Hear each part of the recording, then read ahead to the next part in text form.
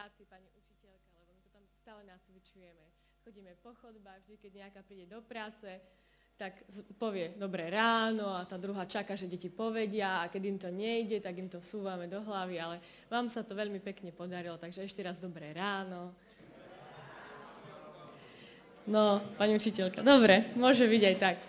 A pôvodne som sa chcela ospravedlniť, že kvôli technickým takým novinkám a veciam, ktoré tu skúšame na pódiu, začíname nie presne, ale o takých asi 8 minút neskôr. Ale keďže aj vy ešte stále prúdite dovnútra a vpredu sú voľné miesta, tak sa nebudem ospravedlňovať. Dobre sa dohodneme, že si to odpustíte, my vám, vy nám a bude všetko. Bude taká férová dohoda.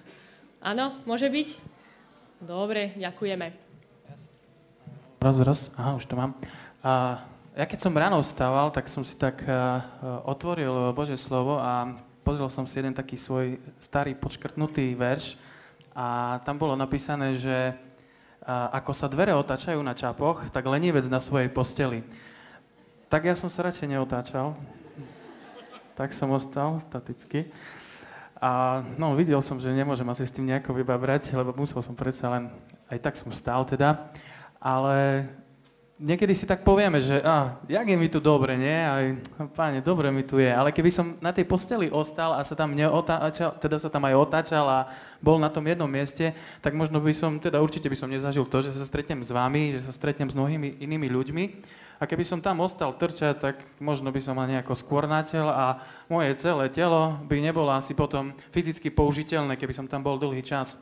Možno by som mal nejaké preležaniny a pritom zdravý človek. No a viete čo? My máme pre vás pripravené také jedno prekvapenie a na to prekvapenie sa potrebujeme všetci postaviť. A viete, čo je to kalokagatia? Je to harmónia duše a tela. Takže dnes nás čaká jeden africký tanec od skupiny Itemba a ja vám ukážem, teda vám budem predvádzať, ako máte spolu so mnou tancovať.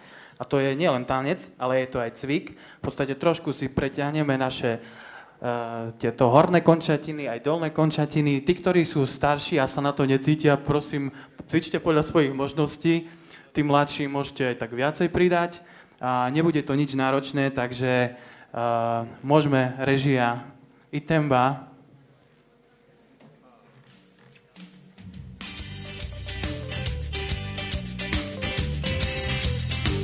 Dolné končatiny.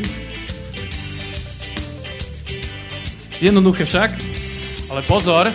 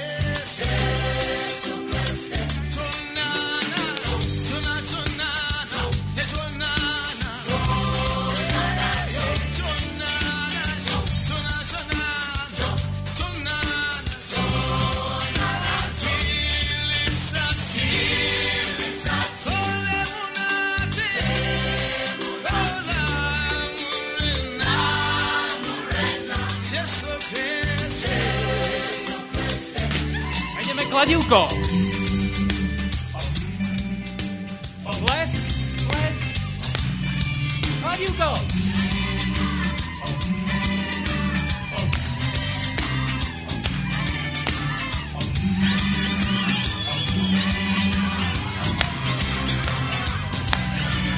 Ešte raz.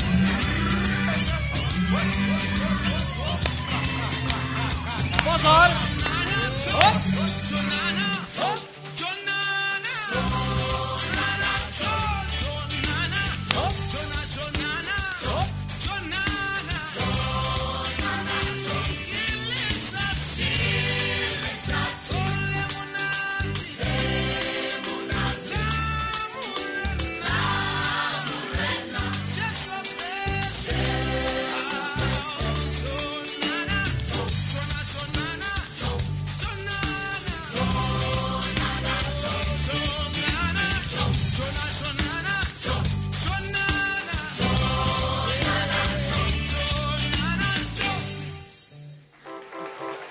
Tak, ďakujem vám, boli ste super, úžasné to bolo.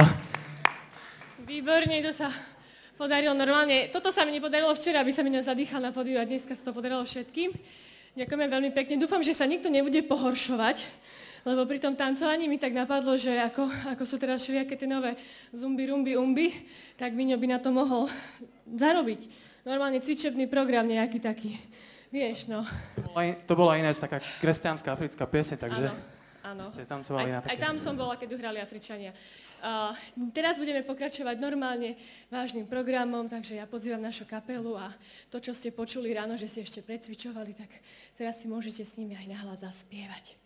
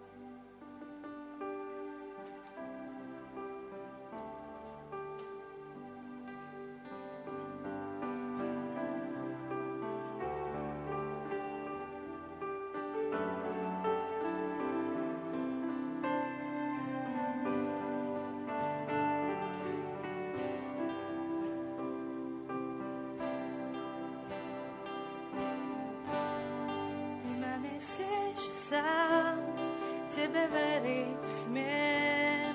Ty mi pomáhaš, keď ma láka hriech, ty sa dotýkaš hviezd.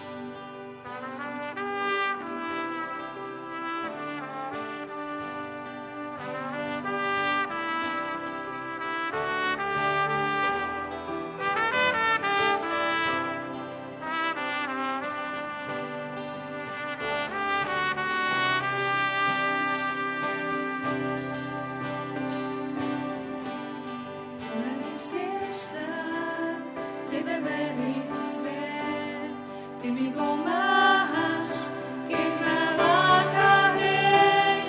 Ty sa dotýkaš hviezd, aj detských slz, ty pochopiť vieš.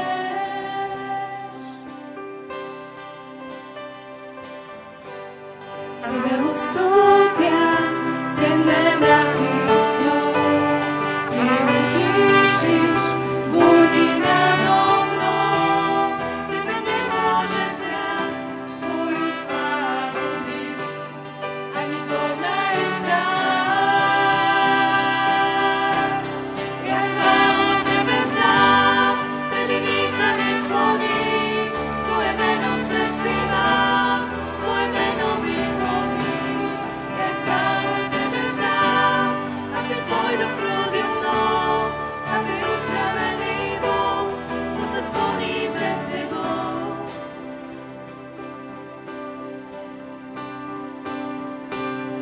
Ja chválu tebe vzdám, vtedy nik sa neskloní, tvoje meno v srdci mám, tvoje meno vyslovím. Ja chválu tebe vzdám, aby pôjdu prúdy mnou, aby uzdravený bol, kto sa skloní pred tebou.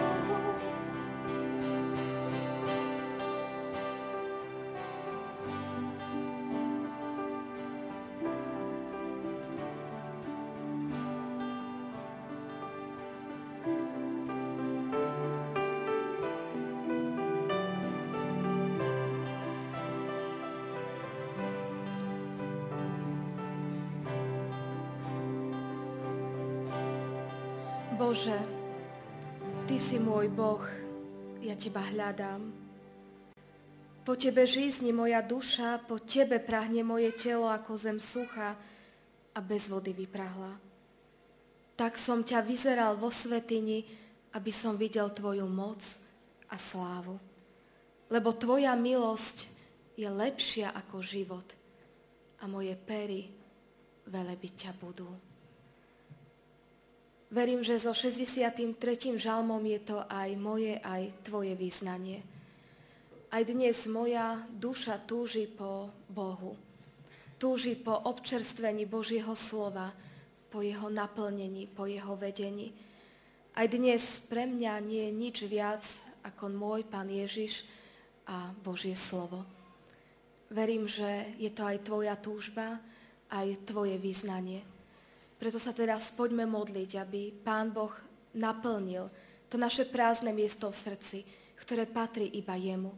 Aby jeho milosť sa nás dotýkala, jeho láska nás premieňala, aby jeho požehnanie sme mohli prijímať.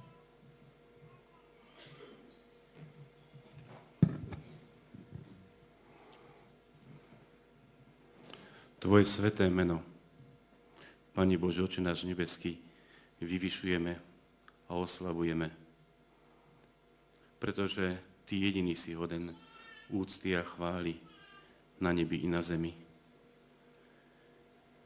My sme sa prebudili do nového dňa a uvedomujeme si, Pane Ježiši Kriste, Synu Boží, čo Ty si musel vykonať pre nás, aby sme mohli žiť. Ďakujeme Ti, že si môžeme uvedomovať Tvoju veľkosť, Tvoju moc, ale i to, ako veľmi na každom jednom z nás Tebe záleží.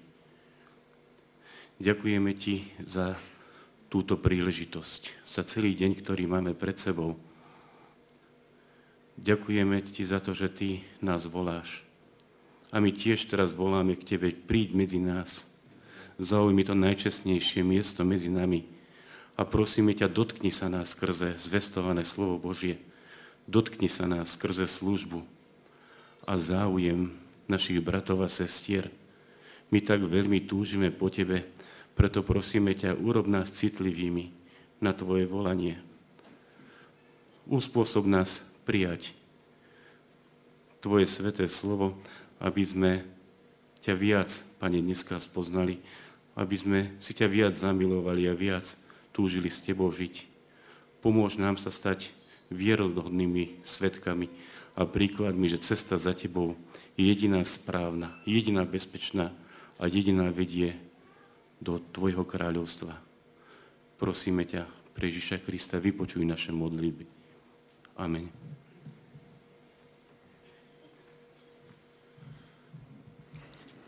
Drahý náš Pane a Bože, ďakujeme za tieto požehnané chvíle, ktoré tu máme spoločne. Ďakujeme za to, že môžeme rátať s Tvojou prítomnosťou podľa Tvojho zasľúbenia. Ďakujeme za to, že máme deň pred sebou, ktorý túžime počuť Tvoje slovo. Túžime, aby si Ty naplnil naše srdcia. Ty vidíš naše túžby najlepšie a tak ťa prosíme, aby si ich naplňal, aby sme sa povzbudzovali a aby si Ty sa vzmáhal v nás. Prosíme o milosť aj do dnešného dňa, prosíme za tých, ktorí nám budú zvestovať Tvoje slovo, prosíme za tých, ktorí sú aj v zákulisí a všetko to tu majú na starosti, aby si Ty ich viedol a pomáhal im pri všetkom tom dianí. Ďakujeme Ti za tých, ktorí toto všetko pripravili a prosíme o milosť do celého dnešného dňa, o to, aby sme sa dobre vyzbrojili do ďalšieho života. Pomáhaj nám v tom a buď nám tu prítomný. Amen.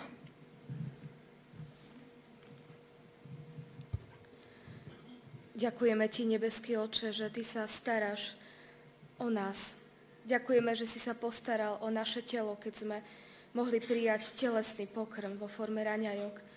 A ďakujeme Ti, že Ty sa chceš postarať teraz aj o nášho ducha.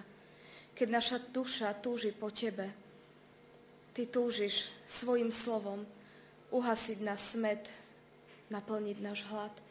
A tak ťa prosíme, Pane Bože, aby aj dnešný deň sme Teba našli, lebo Ty si nás už našiel na Golgotskom kríži v Pánovi Ježišovi Kristovi. Aby sme sa aj dnes mohli tuto s Tebou stretnúť. Vyznávame, že nič viac ako Tvoja láska, Tvoja milosť nemá pre nás túto chvíľu cenu. A tak prosíme, aby z tej Tvojej milosti a z Tvojej lásky sme mohli aj my teraz prijímať a načierať. Prosíme ťa, drahý Bože, v mene Tvojho Syna a nášho Pána a Spasiteľa Ježiša Krista. Amen.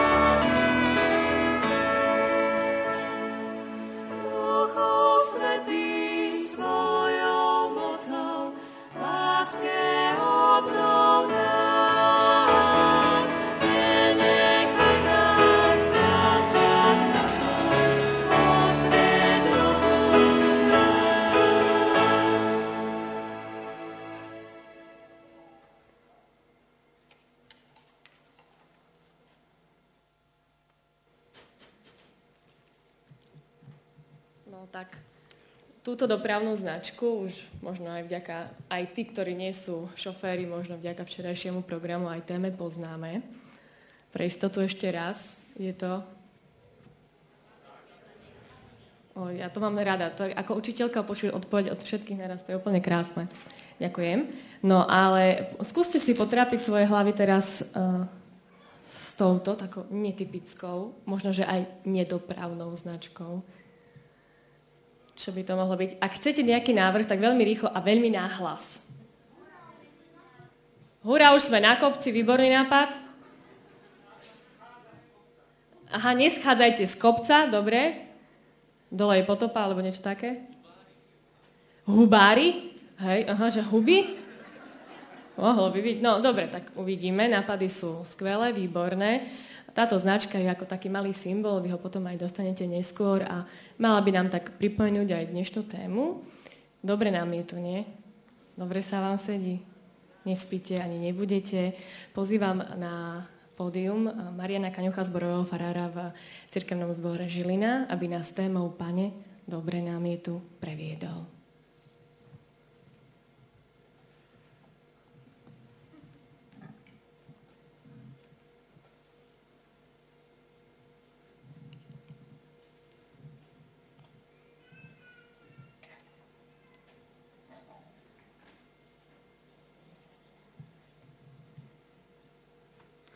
Chvíľočku len, technika.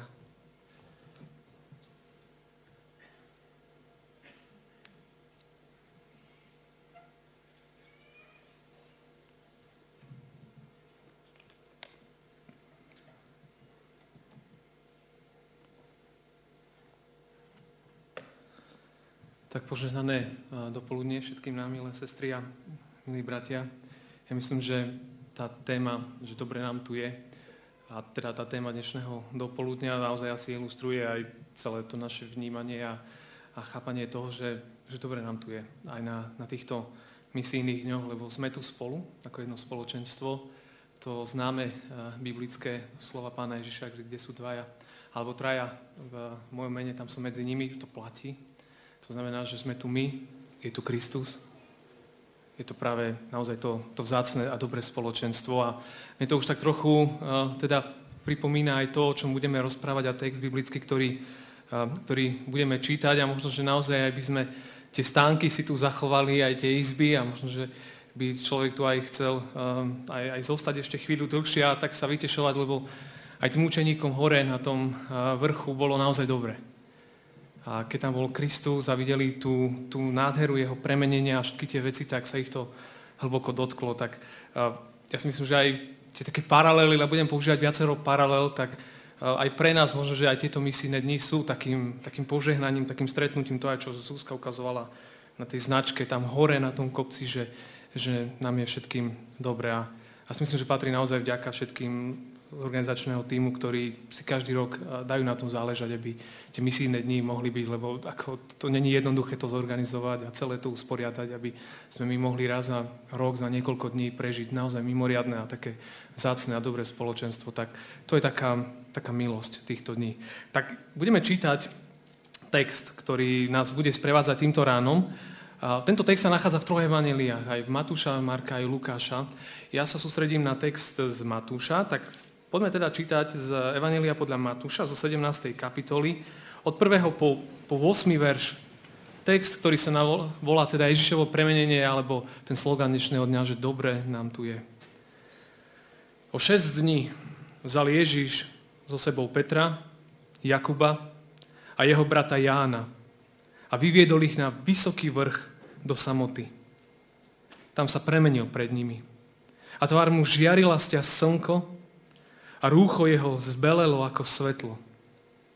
A hľa ukázali sa im Mojžiš a Eliáš. A zhovárali sa s ním. A Peter prehovoril k Ježišovi: Pane, dobre nám je tu. Ak chceš, urobí tu 3 stánky. Jeden tebe, jeden Mojžišovi a jeden Eliášovi. Keď on ešte hovoril, aj hľa, jasný oblak ich zastrel a z oblaku sa ozval hlas: Toto je môj milovaný syn, v ktorom sa mi zaľúbilo. Jeho poslúchajte. Keď to učeníci počuli, padli na tvár a náramne sa báli. Ježiš pristupiac k ním, dotkol sa ich a riekol: Vstaňte a nebojte sa. A keď pozdvihli oči, nevideli nikoho, len samého Ježiša. Amen.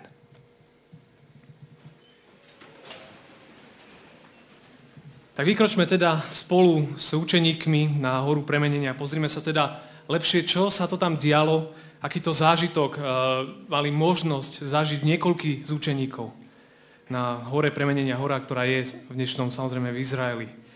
Niekoľko takých bodov, myšlienok, ktoré budem rozvíjať, tak to prvé také je to, že sme pozvaní byť na horu premenenia. Sme pozvaní s Pánom Ježišom byť na samote tam, kde On je.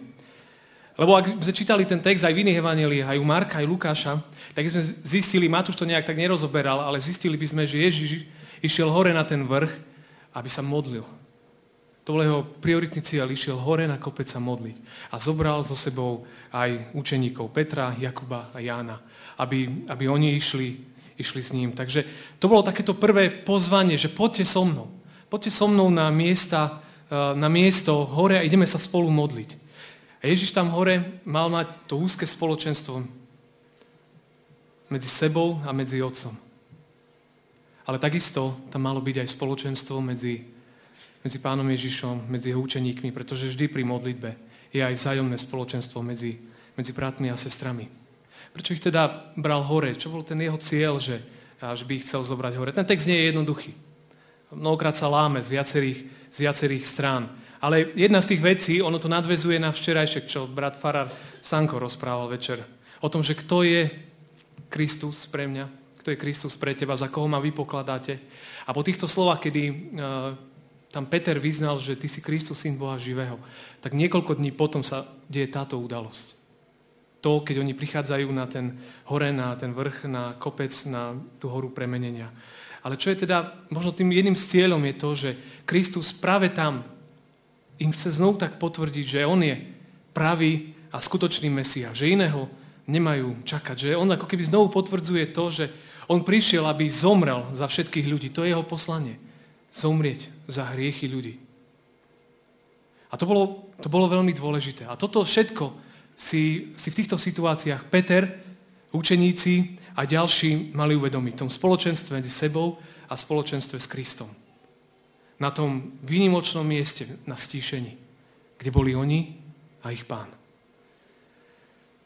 A tu chcem tak zdôrazniť len veľmi tak krátko, že naozaj veľmi sú dôležité a je veľmi dôležité pre našu vieru spoločenstvo. Keď sa ľudia stretávajú. Pretože spoločenstvo posilňuje vieru. Vzájomnú vieru. Dvíha padajúcich. Pretože mnohokrát padáme vo viere. Ale tým, že máme bratov a sestry okolo seba, ktorí myslia na nás, ktorí sa za nás modlia, ktorí sa nás pýtajú, ako žijeme, tak to dvíha nás mnohokrát. Posilňuje vieru, dvíha padajúcich. Dáva pocit spolupatričnosti, že toto, myslím, že to brat biskup včera tak spomenul, že toto sa už transformuje nielen na nejaké zoskupenie evanjelíkov z východného dištriktu, ale aj zo západného, ale že tu naozaj je rodina. Že tu je rodina. Bratia a sestry, jedno spoločenstvo, jeden Boží ľud. Že to je veľmi dôležitý význam toho, keď sme takto spolu, keď tu môžeme mať čas, môžeme sa zdieľať, rozprávať to, čím žijeme, mnohí sa vidia a vidíme po roku. Spoločenstvo dáva takú istotu, tú spolupatričnosť. Ale mnohokrát nás aj usmerňuje a posilňuje na našej ceste viery, nasledovania. A niekedy nás aj koriguje. Preto je veľmi dôležité spoločenstvo medzi sebou a spoločenstvo s Kristom. Ale Kristus nás pozýva aj do toho úplne hlbokého spoločenstva s ním. Do samoty. Lebo tak veľmi v živote každý z nás potrebuje odbočiť. Zastať s Ježišom. Modliť sa. Uvažovať nad životom. Spomínate si na to divadlo včera. To bolo veľmi také zaujímavé. Ale mňa veľmi zaujala tá rodina.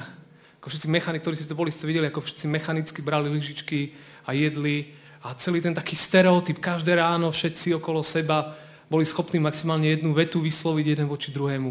A tak bežal deň za dňom a stále v tom všetkom. Ale my v našich životoch potrebujeme to zastavenie. Lebo tam sa naozaj dejú vzácne veci. To, ako za chvíľu uvidíme, čo učeníci mohli zažiť s Kristom, kedy boli hore s nimi, kedy ich zavolal. Poďte sa mnou. Do spoločenstva so mnou je veľmi dôležité. Spoločenstvo takto veľké. Spoločenstvo služieb Božích, dorastu mládeže, rodín. Ale veľmi dôležité aj to spoločenstvo samoty človeka s Pánom Ježišom Kristom.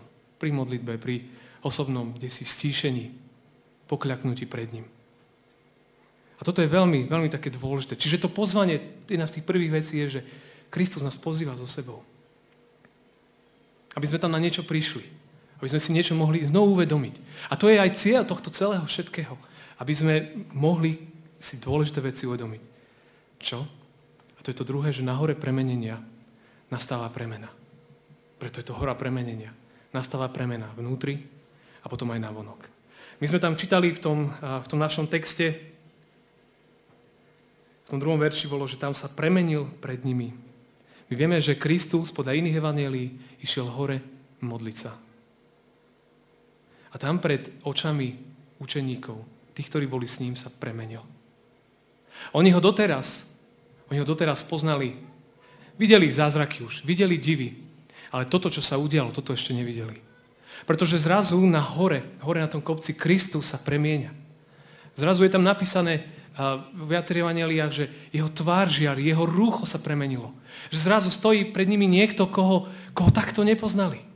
Koho dovtedy takto nevideli. V tej tichosti a v tej samote, keď tam boli s ním, oni boli, a uvidíme neskôr v tom texte, že nevedeli, čo robiť. Jedno evanjeliu je napísané, že neviem, či ekumenicko, alebo v ktorom preklade, že Peter nevedel, čo robiť.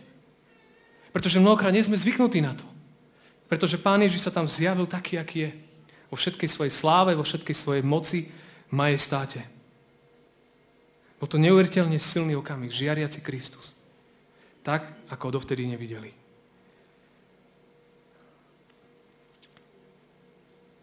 A nechcem robiť veľké paralely, ale a možno mnohí to aj poznáte vo svojich životoch, že vo chvíľach stíšenia, vo chvíľach modlitby naše vnútro sa naplňa.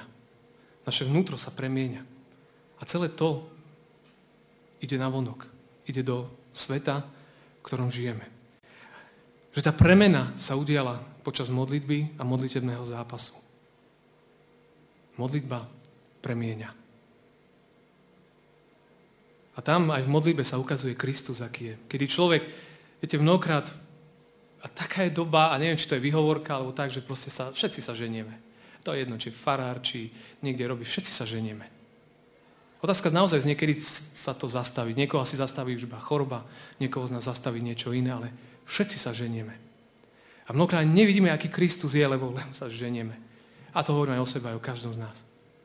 Ale tie okamihy, tie majestátne okamihy, kedy človek, veď vieme aj v reálnom živote, človek nemusí byť veriaci, ale vie, keď si sadne kdesi a začne chvíľu len uvažovať, premýšľať, že zrazu začína vidieť veci v iných súvislostiach, že veci sa mu začínajú inak ukazovať. A to sú tie posvetné a majestátne chvíle.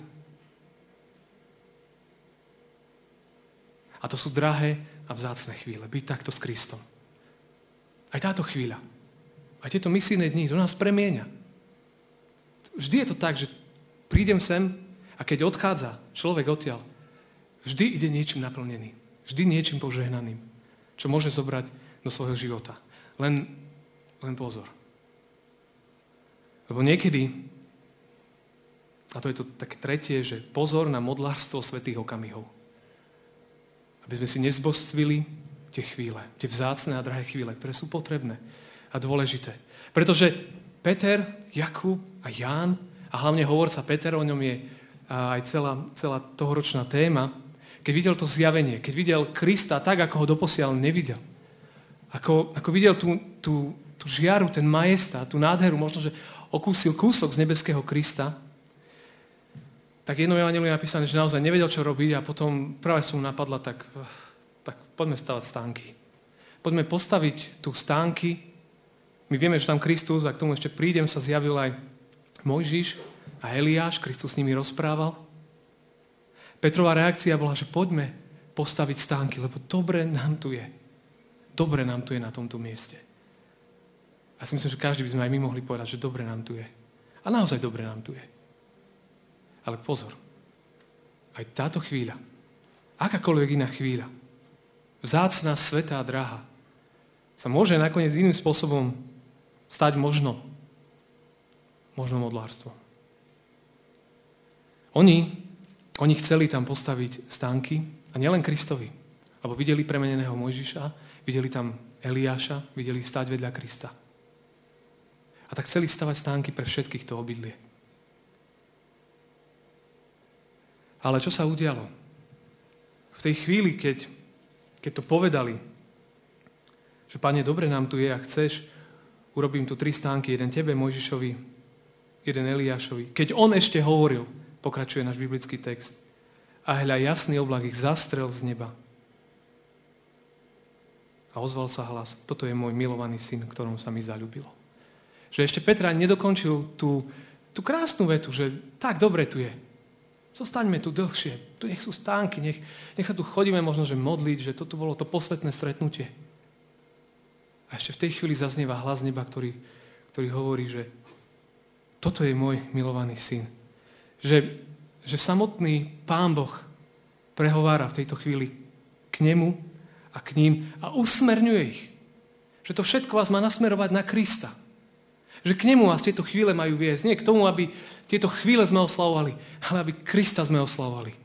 Aby sme jemu boli vďační za to, čo on pre nás robí. Ten hlas, keď sa Pán Boh ozval, my už poznáme pri krste Pána Ježiša, už to zaznelo v Jordáne. A je tá nádherná skúsenosť. A to je vždy to dobré a správne. K čomu aj v našej cirkvi sa vždy tak chceme snažiť. Smerovať to na Krista. Pán Boh ich zastavuje a hovorí, syn je tu, jeho poslúchajte. Toto je váš Pán. A čo sa dialo s nimi ďalej, keď to počuli, padli na tvár a náramne sa báli. Náramne sa báli. Ja im rozumiem. Lebo Boží hlas sa ozval. Povedal, nie takto, ale ku Kristovi smerujte. Môjho syna poslúchajte. A učeníci, jediná vec, ktorá pred Božím hlasom, pred tou Božou blízkosťou, ktorá boli schopní, bolo to, že padli od strachu. To len svedčí o tom obraze, o tom, a aký Pán Boh je. To len kratučká ukážka. Oni kľakli dole. Plný obav a strachu. Ale to, čo pokračovalo ďalej, bolo veľmi vzácne. Ježiš, pristupiac k ním, dotkol sa ich a riekol, vstaňte a nebojte sa. To je nádherné evanjelium. Tam učeníci v tom strachu, možno po tej chybe, po tom ich vyznaní, po tých slovách, prichádza k ním Kristus, neodsudzuje ich. Neodsudzuje ich, ako ja, my to mnohokrát robíme. Ale prichádza k ním a dotýka sa ich.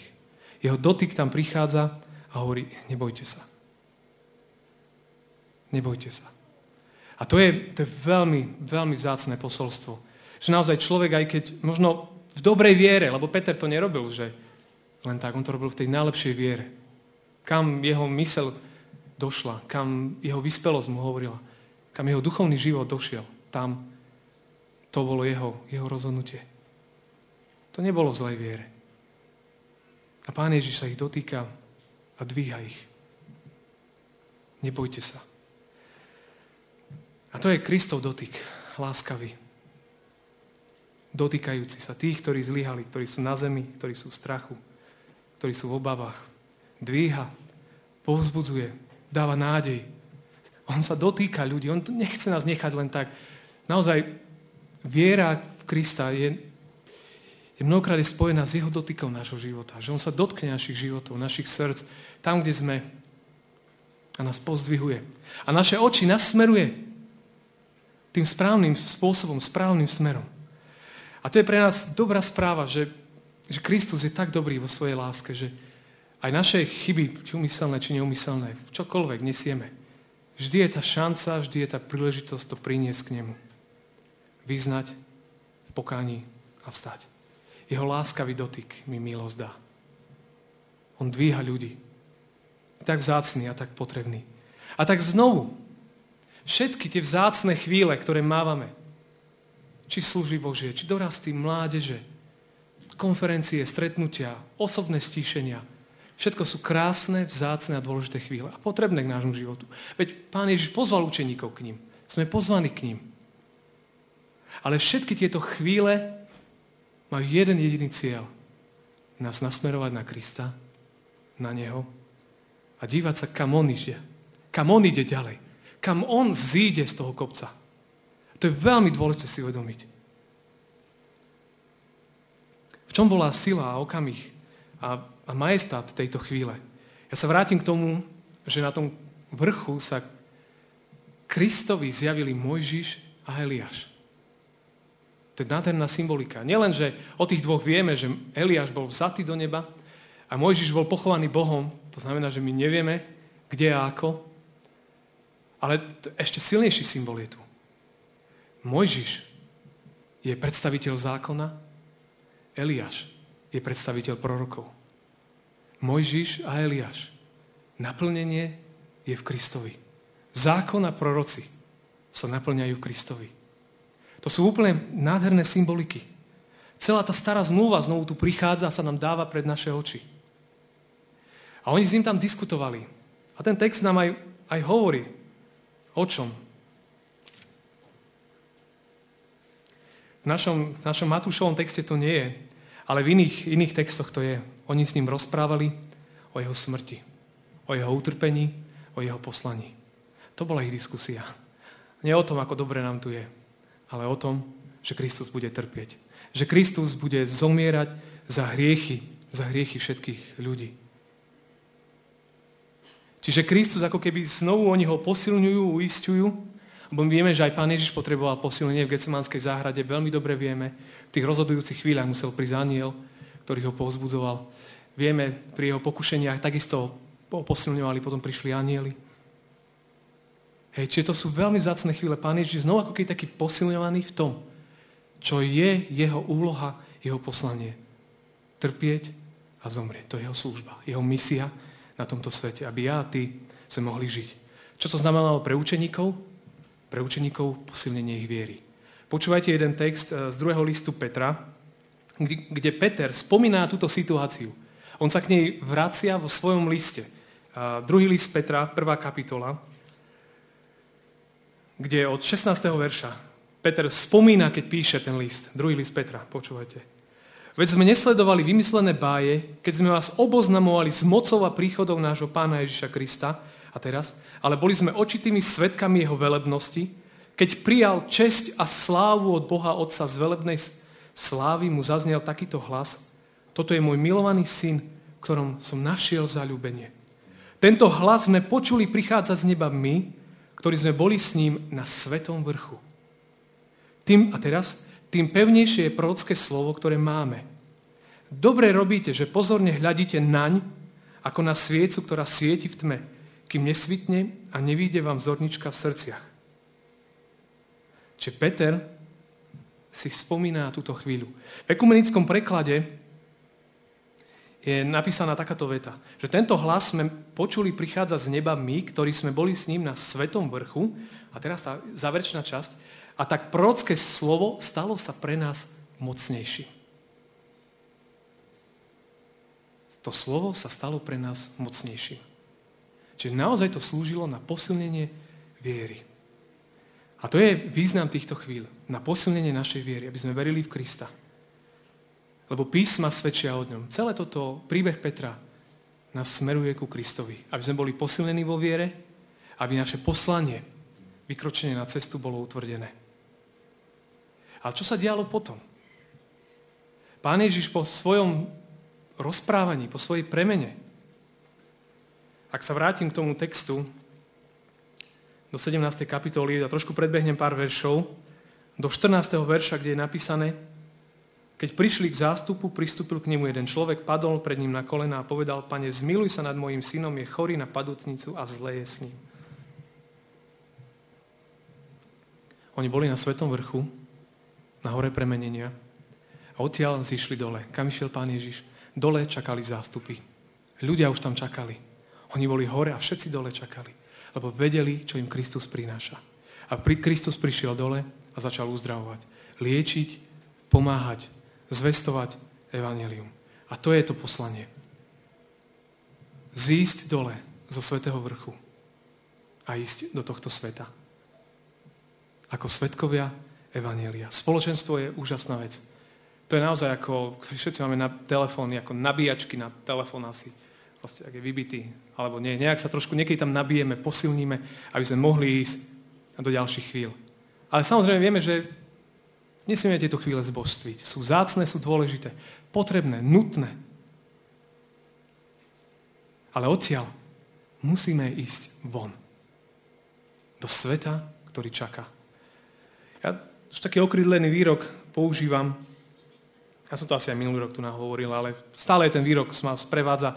Filip Yancey v tej svojej známej knihe s metafyzickou otázkou, že proč sa zabývať cirkvi, veľmi krásne povedal jednu vetu, že, a teraz taká veľmi expresívna, on hovorí, že kresťania sú ako hnoj. Keď sú na kope, smrdia. Ale keď ich rozhádžete, tak vtedy prinášajú úžitok, ako hnoj. Rozumiem tomu obrazu, že naozaj hnoj, keď mnohí, ktorí sme vyrastali na dedinách, tak keď sme išli okolo poľa, tak tam bolo niekedy v jari, v jeseni, proste voňalo na kilometre a ten hnoj bol na kope, ale všetci potom sme zobrali vidly a to rozhadzovali, aby to prinieslo požehnanie tej zemi, aby zem priniesla úrodu. A on si tento obraz použil a hovorí, že naozaj vy, kresťania, my sme toto. Keď sme na kope, dobre, nám tu je, aj tomu hnoju je na kope dobre. A je to zás, a keď sme iba tu boli, tak verte, že to nedopadne dobre. My musíme ísť do tohto sveta, do svojich rodín, na svoje pracoviska, do svojich škôl. My tam musíme ísť. Lebo to je zmysel tohto. Kristus tam nezostal hore, oni ešte len nedokončili vetu, že postavme tu stánky, bývajme tu aj neviem ako dlho. Pán Boh ich stopol, toto je môj milovaný syn, jeho poslúchajte. Syn sa zobral a zišiel dole. Dole čakali zástupy, pomáhal. Jasné paralely. Jasné paralely. Jednu vec som z toho ešte pripomenúť, že v inom evanjeliu sa píše, že učeníci tam hore počas modlitby si pospali. To je tam napísané v jednom z evanjelií, že oni tam zaspali. To nestalo sa prvýkrát. Getsemane tiež spali. Keď mali bdieť, keď ich Kristus prosil niekoľkokrát, že modlite sa so mnou. Aj tu už ich prosil. To je ako keby taký predobraz Getsemane. Aby neprespali tú dôležitú chvíľu. A to je pre mňa ďalší z tých takých obrazov, aby sme neprespali príležitosti z súčasnosti. Pretože žatva je tu. Je úžasná doba milosti. Od vstúpenia Pána Ježiša na nebesa je doba milosti. Tá doba tu bude, dokiaľ sa Kristus nevráti v moci a sláve na konci veku. Je doba žatvy. Kedy Pán Boh koná v tomto svete, pôsobí. Neprespíme tieto príležitosti, mysliaci hovoriať, že ja nemám nič, ja nevidím ľudí, ktorí niečo potrebujú, chcú, všetci vyzerajú tak strašne spokojne. To nie je tak. Je doba milosti, ale na druhej strane cirkev, ktorú sme vlastne ja, ty, my, mnohokrát spíme. A svet sa hýbe. Jeden africký biskup nedávno prišiel do Anglicka a my vieme, že od roku 1910 bolo také storočie, 20. storočie, bolo storočie evangelizácie Afriky. A jeden africký biskup teraz prišiel nedávno v Anglicku, mal si prednášku a povedal, že vy, Európania, ste hovorili, že Afrika je temná krajina. Lebo sú tam povery, mágia, čarodejníctvo a animistické náboženstva. Množstvo duchovnej tmy a odpadlíctva. Priatelia, dnes, po 100 rokoch misie vašej u nás, za čo sme vďační, dnes musíme my povedať vám, Európania, že tu panuje duchovná tma. Že tu panuje odpadlíctvo a že to, čo ste vy videli kedysi v Afrike, dnes máte vy tu na svojom kontinente. A to boli veľmi vážne slova. Ja len spomeniem, že niekoľko údajov zo sveta, aby sme možno takú globálnejšiu perspektívu. Za roky 1900 až rok 2000 v Latinskej Amerike je 5000 percentuálne násobný nárast kresťanstva. O 5000% stúpol počet kresťanov. Ľudí, ktorí sa hlásia ku kresťanstvu. A teraz myslím, či ku protestantizmu, katolicizmu, ortodoxii alebo pravosláviu. 5000%. Afrika 4000%. Ázia 2000%. Európa obrovský pokles. Svet okolo nás sa hýbe. Svet nespí. Pán Boh pôsobí. To, čo sa deje v týchto časoch, je, že protestantizmus narastá vo svete o 122%. Islám rastie 58% za posledných 100 rokov. 58% nárast islamu. Hinduizmus 7%, buddhizmus klesá, 24% pokles. V globálnom svetovom meritku. Čiže niečo sa deje. Kresťanstvo sa šíri, mnohokrát mimo Európy, ale aj tu sa deje. Aj tu sa dejú vzácne a dobré veci. Ale tá naozaj otázka je, či mnohokrát nespíme. Lebo ak si pozrieme štatistiky našej cirkvi, či chceme, či nechceme. A teraz nie sme mamonári na čísla, ale realisti. Vidíme, že čísla nepustia v určitom zmysle. A nám ukazujú, že klesáme. Či sa nad tým zamýšľame vo svojich cirkevných zboroch, či sú to otázky pre naše presbyterstva, konventy. A viem, že táto otázka tu je a viacerí z vás viem, že nad tým vážne premýšľajú. A to je dôležité. Ale dôležité, aby v každom cirkevnom zbore sme si povedali, že ako to tam je. Ako to my žijeme. Ako to vyzerá. Ten náš zbor. Neuspokojili sme sa s tým, že sme sa iba zavreli do kostola a si povedali, že toto je to najbezpečnejšie miesto pre nás. A ono je to bezpečné. A už nemám ísť strach vonku. Mám strach ísť vonku, lebo ja nemám čo povedať. Ja neviem vlastne ani čo povedať, možno ľuďom okolo seba. Čo treba? Ak som spomenul niekoľko vecí, ktoré tak nejak vidím. Tá prvá je možno taký, ja by som to nazval, že svätý nepokoj. Boli proroci v starej zmluve, ktoré hovorili pokoj, pokoj. Áno, pokoj treba v srdci s Bohom. Ten pokoj treba. Ale viera prináša nepokoj.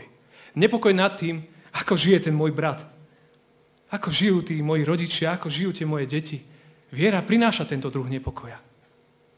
A nedá sa uspokojiť, že pokoj, pokoj. Možno svätý nepokoj, že začať vážnejšie rozmýšľať. Ako to vyzerá okolo nás? To druhé je, že naozaj ten návrat ku Kristovi.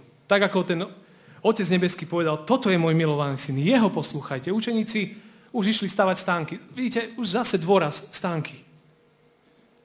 Pán Boh hovorí, syn, jeho poslúchajte. A nehovorí, že stánky sú zlé. Ale prvý dôraz je syn. Brat farár Stanko včera to tu spomínal. To Petrovo vyznanie a potom tie slova, že a kto je pre mňa Kristus? Kto je pre mňa Kristus? A k tomu musíme vrátiť. To je alfa i omega, kľúč toho všetkého. To tretie je vždy, to tak bolo, bude asi a inak to nebude, návrat ku písmu. Vždy jednotlivci, rodiny, spoločenstva. Že v evanjelikoch sa vždy hovorí, že to boli ľudia písma. Nedávno v rámci nášho ekumenického stretávania v Žiline ma pozvali prednášať na jednu takú, bolo nejaké katolické sympózium a mal som tam prednášku o ekumenickom živote v Žiline a predtým, než začalo sympózium, bolo také biblické stíšenie. A sedelo tam možno nejakých 70-80 ľudí, väčšina vo veku tak možno 40-50 a vyššie, skôr taká stredná, staršia generácia. A teraz katolícky pán farár povedal, ideme teraz čítať povedal nejaký text, nepamätám. A ja som neveril vlastným očiam. Všetci katolíci sa postavili, všetci vyťahli Bibliu do ruky. Všetci Bibliu otvorili a všetci čítali. A ja som sa takto pozeral zo všetkých strán. Niekedy, možno sme ich niekedy podceňovali. Sú ďaleko dávno inde. A tu som videl toto, že aká dôležitosť je zobrať písmo a čítať. Hlboký modlitebný život. Kristus nás pozýva do samoty k sebe, do spoločenstva s ním. To je dôležité. Modlitby jednotlivcov, cirkevného zboru. To nesie to nesie cirkev. Vzdelávanie. To sú úžasné veci. Kresťania sa potrebujú vzdelávať. Škôlky, školy, inštitúcie, biblické školy, cirkevných zboroch. To sú nesmierne dôležité veci, aby ľudia rástli vo viere. Aby sme rástli. A mohli byť požehnaní, mohli byť a možno boli aj takými, možno pre mnohých nové slovíčko, apologetmi viery. Aby som nemal problém, lebo dneska ľudia čítajú, vidia už všeličo, aby som v robote, keď niekto sa začne baviť a hovoriť o fantastických výhodách buddhistického vnímania života, aby som vôbec bol schopný rozoznať, aha, to existuje aj buddhizmus a nie je to nejaká odnož od evanjelikov, ale že je to samostatné svetové náboženstvo, aby som bol schopný vôbec povedať, no počkaj, ale. To je veľmi dôležité. Vzdelávať sa vo viere. Máme nebývalé možnosti. Generácie pred nami také nemali. Ďalej, čo veľmi dôležité, aktivizácia neordinovaných spolupracovníkov. Bratia a sestry, v spolupráci s farármi cirkevných zborov. Toto je budúcnosť. Ako jedna rodina, jedno spoločenstvo. Každý tými svojimi darmi, podľa tých svojich úloh, podľa tých svojich zodpovedností, podľa svojho úradu, ktorý to má, podľa tohto. Ale potrebujeme sa. Jeden druhého. Pre Božie kráľovstvo. Diakonia, tento svet je tak zúfalý, tak ubitý, že návrat k tomu, ku službe, ku diakonii, to, čo Kristus išiel dole a zachraňoval ľudí. A hneď im pomáhal, liečil. Podľa tohto mnohokrát je jediné zo svedectiev. Pomáhať tým, ktorí sú zranení, ubití. Teraz, viete, v Afganistane aká starosť nastala tým našim vojakom, kedy boli prepadnutí. A veľmi som sa tešil, keď som videl, ako Viktor s pokorou Sabo tam rozprával a vyprevádzal aj telo toho nebohého vojaka. Aj tam stál a stojí, predpokladám, pri ďalších tých, ktorí tam sú. A si povedal, že aký som vďačný za to, že náš farár tam je. Ale v tom zmysle, že tam môže stáť pri tých ľuďoch. Možno ich smútku pri tých vojakoch tam. Ale každý môže stáť tam, kde si. Na tom mieste, kde sme. Každý jeden tam môžeme byť. Kdekoľvek. Môžeme byť povzbudením pre svojich priateľov v práci, v rodine. A návrat ku misii. Som vďačný na to, že na synode prebojovali to, aby s misiou sa tu začalo vážne o nej rozprávať. Misia okolo nás, ale aj misia vonku. Sú veľmi dôležité veci. A mohli som hovoriť o ďalších. Chcem vám teraz pred záverom pustiť jedno video. Bude v angličtine s titulkami. Je to príbeh vzniku jednej piesne, ktorú poznáme v tých modrých spevničkoch. Bola v 90. rokoch sa z nich spievalo. Aj teraz ešte tá piesň Rozhodol som sa ísť za Ježišom. Taká známa piesň. Tá piesň má svoju históriu a svoj vznik. A bude to v angličtine, ale pôjdu dole titulky. A tá pieseň je taká veľmi, veľmi, veľmi vzácna. Tak počúvajme teda.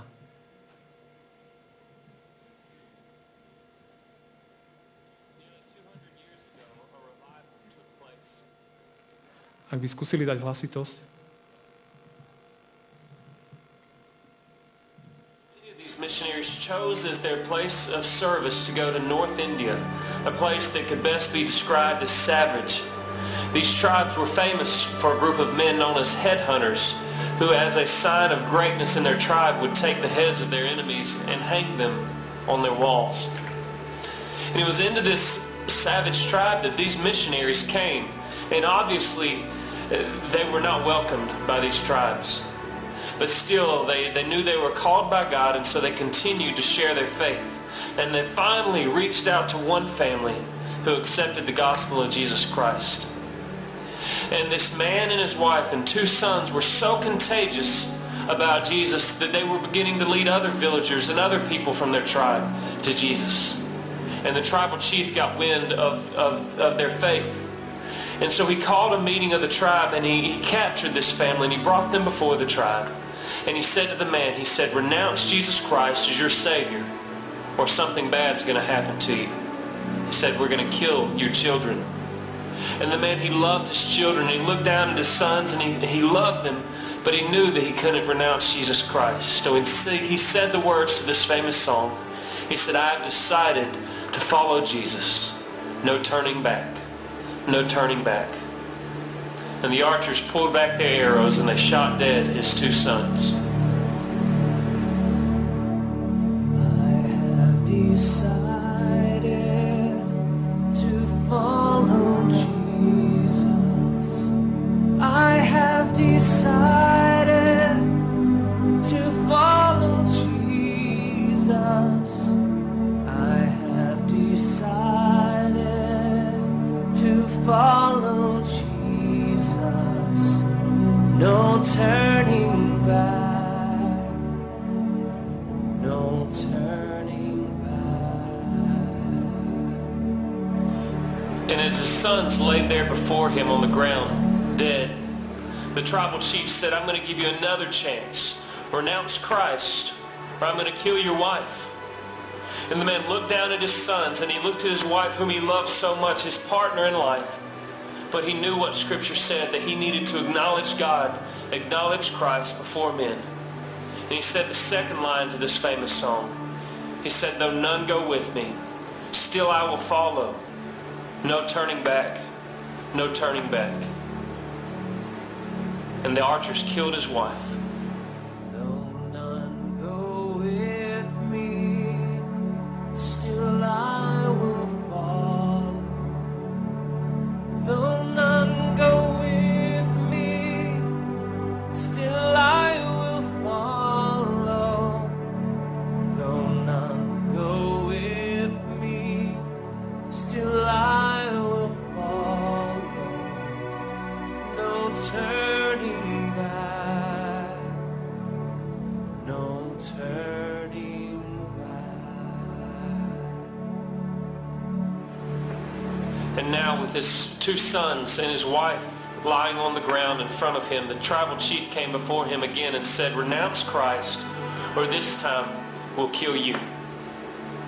And the man, realizing that he had nothing left in this world, looked up at heaven and said the last lines to this song. He said, the cross before me, the world behind me, no turning back, no turning back. And in anger, the tribal chief gave the order, and the archers killed the man. The cross before me, the world behind me. The cross before me, the world behind me. The cross before me, the world behind me. No turning back, no turning back.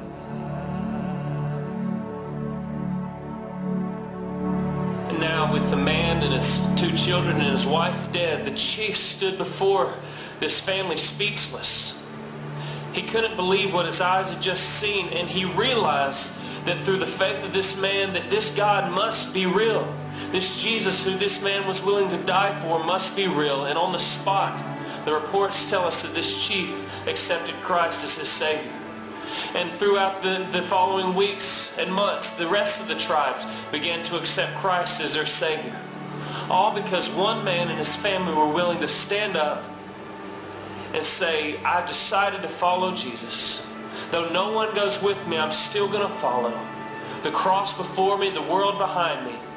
No turning back. No turning back.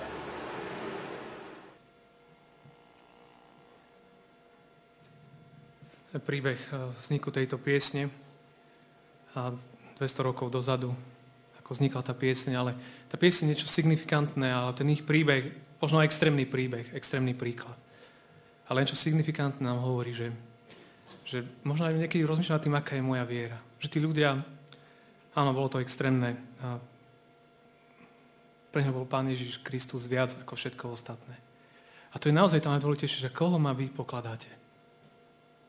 A že tí ľudia, ktorí tam boli v tom Walese, že keď oni na tom svetom vrchu, na tom stretnutí, alebo kde si uvedomili tú Božiu veľkosť, ako aj my tu.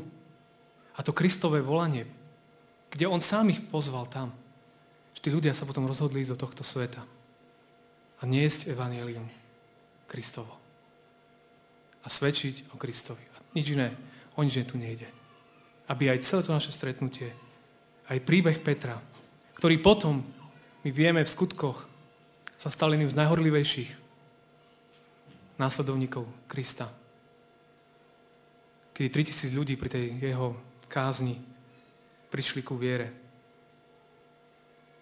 Aby ty, ja, tam, kde žijeme, kde sme, aby sme boli, tomu sme zaviazaní, byť svedkami Kristovými. Nič viac, nič menej. Žiť život viery. V úprimnosti, pokore, vo svojom spoločenstve, cirkevného zboru. Byť svedectvom pre svoje rodiny, pre svojich spolužiakov, pre svojich kolegov. Pomodlíme sa. Drahý Pane Bože, tak ti veľmi ďakujeme za to, že Kristus, tvoj syn, nás tak pozýva, aby sme išli za ním. A ďakujeme ti za to, že aj táto dnešná chvíľa je znovu takým pozvaním, aby sme kráčali vierou za tebou. Ďakujeme ti za tieto vzácne a sväté chvíle. Ďakujeme ti za misijné dni, za všetky príležitosti, ktoré máme v našich cirkevných zboroch. Ďakujeme za všetky. A daj nám, Pane, odvahu, aby sme boli ochotní z nich aj dokázať výjsť. Daj nám silu, Pane, k tomu, aby sme mohli byť svedkami tvojho evanjelia vo svete okolo nás. Pane, odpusť mne a odpusť nám všetkým, že mnohokrát sme pohodlní. Pane, že mnohokrát sa sústreďujem aj ja, aj mnohokrát my na stánky, na všetko krásne, čo je okolo nás. A zabudáme, Pane, na tie otcové slova, že toto je môj syn, ktorého máme poslúchať. Tak ťa prosím, aby naozaj náš život viery bol nasledovaný na teba. Ďakujeme ti aj za toto dnešné dopoludne. Buď nám všetkým milostivý, vedia sprevádzať nás po našich cestách života. A Pane, odpusť, ak robíme aj zle. Ďakujeme za ten tvoj dotyk, ktorý nás znovu tak dvíha, potešuje, pozbudzuje a vedie k odpusteniu a k láske. Sme ti vďační za všetko, čo pre nás bolo vykonané na Golgote. Ďakujeme za skriesenie. Ďakujeme za nový život, ktorý máme v tebe. Amen.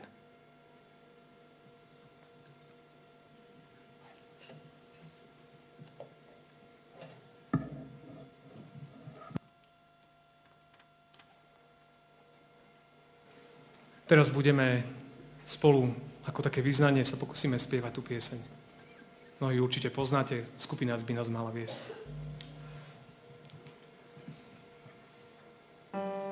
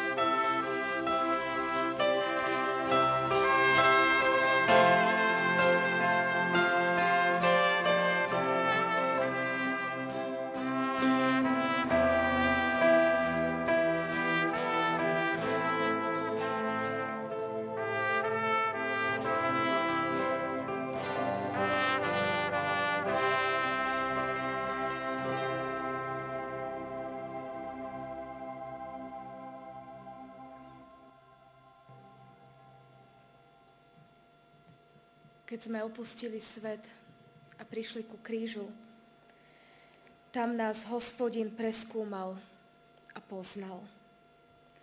On vie, či sadáme, či vstávame, i našu myšlienku chápe zďaleka. On pozoruje, či sedíme, či ležíme, o všetkých našich cestách vie. Ešte nemáme slovo na jazyku a on ho už celkom vie. Obkľučuje nás zvôkol, svoju dlaň kladie na nás. Toto pamätajme. Aj keď sa doma pozrieme na magnetku a na nej ďalší symbol. Vrch, na ktorom je nám úžasne dobre. Že nie je to len tak, že v Božej blízkosti je nám dobre. A preto nás chcem všetkých povzbudiť, aby sme pamätali, že s Kristom je nám najlepšie, pretože on za nás položil svoj život. Keď si nalepíte znak na svoju nálepku, nalepíte si ho dole. Tento kopec, na ktorom je nám dobre, to spoločenstvo s Pánom Ježišom nám však môže pripomínať aj Golgotu. Pretože tá nálepka rovno dole je tak umiestnená, že z nej ako keby povstával kríž. Kríž Pána Ježiša Krista. To, že mne je dobre v jeho blízkosti, jeho stalo život. To, že ja môžem byť v prítomnosti svätého Boha, je možné len preto, že Pán Ježiš na Golgote zomrel za moje hriechy, za tvoje hriechy. On ma preskúmal, on ma poznal, on o mne všetko vie. Nebyť Golgoty, nebyť Kristovho kríža, nebolo by ani tých našich vrškov, na ktorých nám je dobre, na ktorých by sme si chceli stavať stánky a chceli by sme tam neustále byť. No keď sa pozrieme na túto nálepku, pamätajme, že to nie je len pre mňa a pre teba, ale že to posolstvo lásky je tu aj pre tých, ktorí ešte na tom Golgotskom kríži, na tom úžasnom vrchu nie sú.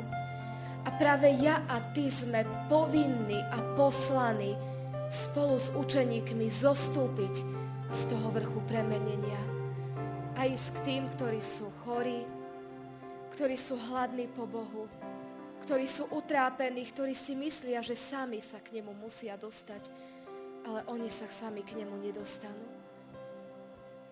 Oni potrebujú, aby Kristus prišiel k ním. Možno aj cez moje, cez tvoje svedectvo, cez moje aj cez tvoje vyznanie. A tak prajem nám všetkým, aby sme mali silu od Pána Ježiša čerpať lásku, milosť, odpustenie v úprimnom, osobnom stretnutí s ním a niesli to ďalej. Mnoho ľudí si totiž myslí, že kresťanstvo je súkromná vec. Nie je to pravda. Je to klamstvo nášho nepriateľa. To, že miluješ Ježiša, že je tvojim pánom, nie je tvojou súkromnou vecou.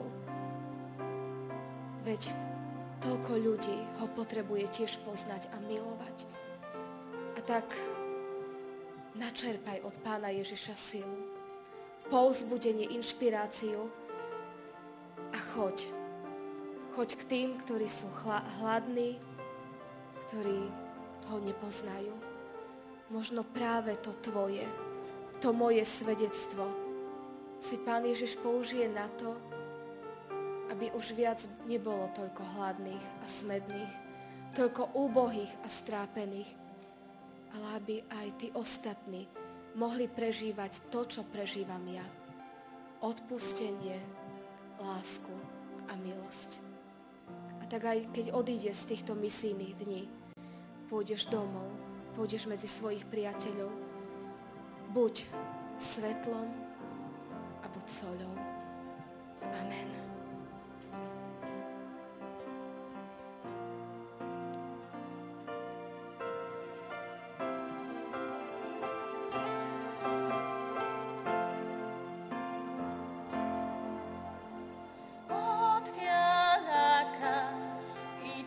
dnes teba, môj Pán. Keď kráčam po zemi, blúdim tmou zmorený, nadiaľ mám ísť, ak túžim len ku tebe prísť.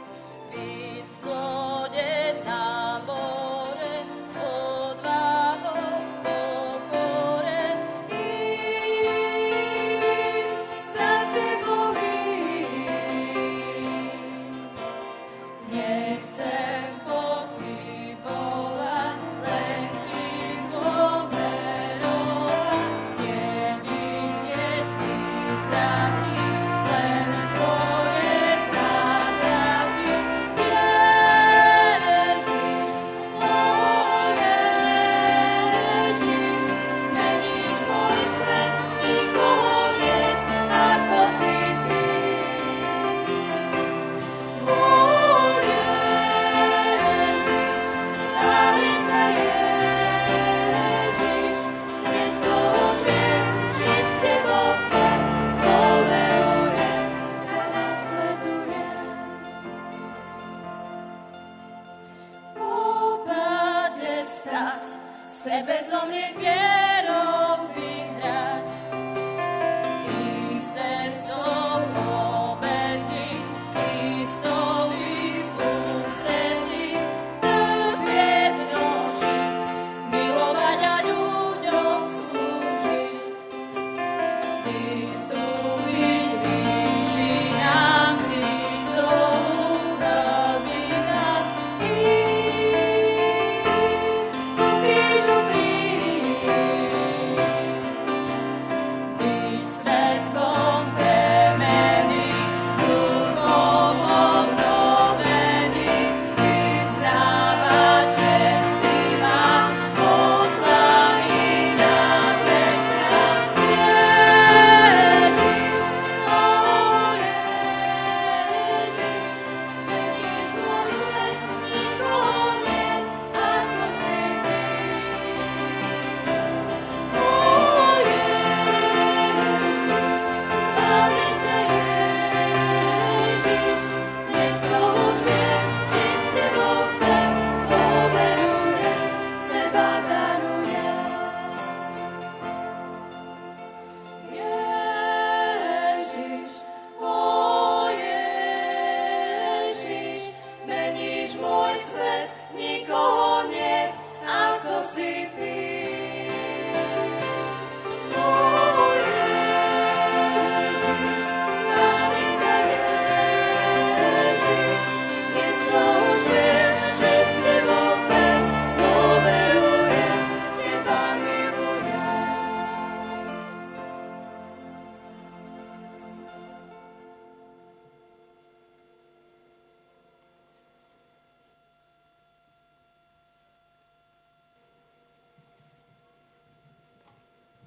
No ako sme si už zvykli, aj teraz je taký ešte krátky čas na to, aby sme zistili, že naozaj v našom bežnom reálnom živote je to tak, že máme miesta, kde je nám dobre, kde je pre nás prirodzené ukazovať to, že sme kresťania, všetci to o nás vedia a je to fajn. A možno naopak sú také miesta, kde naozaj zostupujeme dole a nie je jednoduché kresťanom byť. Máme pripravené, dohnuté také krátke svedectvo, tak ja poprosím vyzvaného, aby prišiel. Pre krátkosť času to skracujeme, ako vždy. Ale keď Marian rozprával, keď sme rozmýšľali o tejto téme, tak ja som si aj sama na sebe uvedomila, že mnoho rokov v mojom živote je taký život na kopci.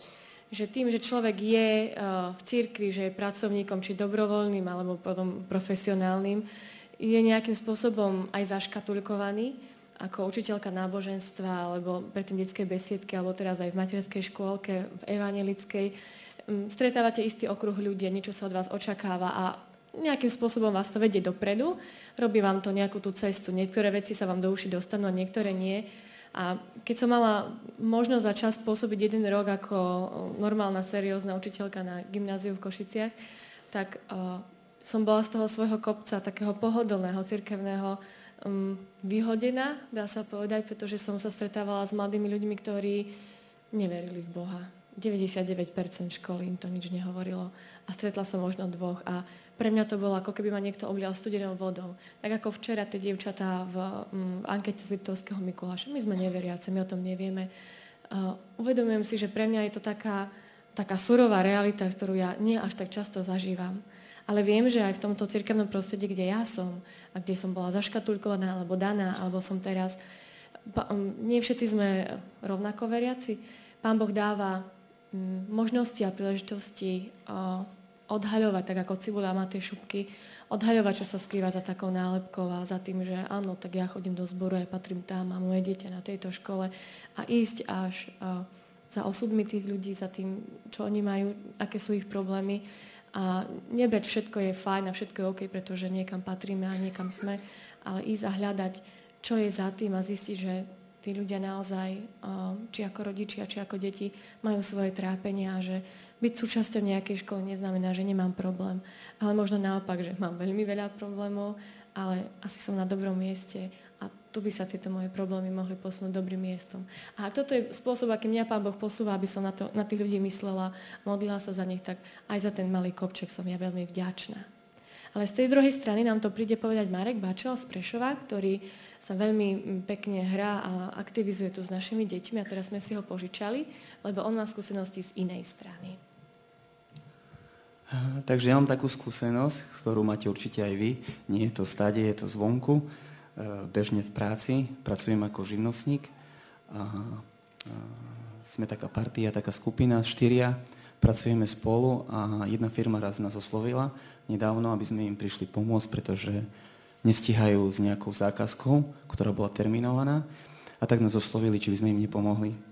My sme na to pristúpili a tak sme chodili pomáhať na tú zákazku, kde pracovalo okolo 400 pracovníkov, 400 robotníkov a každý deň sme si vlastne, alebo na konci týždňa sme si písali hodiny, koľko sme odpracovali. Jeden deň v týždni som z nejakých príčin, už neviem akých, som nemohol ísť do práce, tak som išiel už na ďalší deň, no a keď bol koniec týždňa, tak sa zúčtovali hodiny a písali sa do takého denníka. A tak všetci si tam napísali hodiny a ja som si vlastne šiel písať, napísal ten jeden deň menej. A tí moji kolegovia hovoria, a prečo píšeš o jeden deň menej, veď to si absolútne nikto nevšimne, v pohode, napíš si ten jeden deň, to si úplne vôbec nikto nevšimne, že ty si tu nebol. A ja hovorím, jak si to môžem napísať, keď som tu nebol? Viem, že som tu nebol, tak to jednoducho nenapíšem. A oni, vieš čo, vedúci, čo podpisuje túto smenovku, sme včera pozerali do denníka a si napísal tiež 10 hodín, že tu odrobil a vôbec tu včera nebol. Takže to je úplne v pohode. A ja som im povedal, že jednoducho viem, že ani takéto malé veci, ktoré možno v živote sa pre nás zdajú maličkosti, pre niekoho maličkosť nemusí byť. A možno aj takýmto príkladom v živote môžeme dávať svetlo pre ľudí, s ktorými pracujeme a s ktorými sa stretávame každý deň. Možno nemusíme hovoriť svedectva a evanjelium o Ježišovi, čo všetko pre nás vykonal, aj keď to vieme, ale môžeme aj takýmito možno maličkosťami poukazovať na to, že ak veríme v Pána Ježiša, tak ani takéto veci pre nás nie sú samozrejme a nie sú bez problémov. Takže asi toľko. Ďakujem.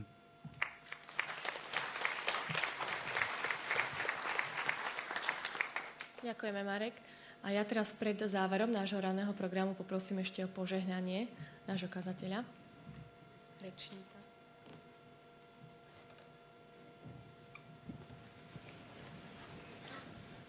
Tak choďte požehnaní a v Kristu vyvolení. Choďte v radosti a v pokoji a Boh nech žehná, riadi a vedie vaše kroky odteraz až na veky. Amen.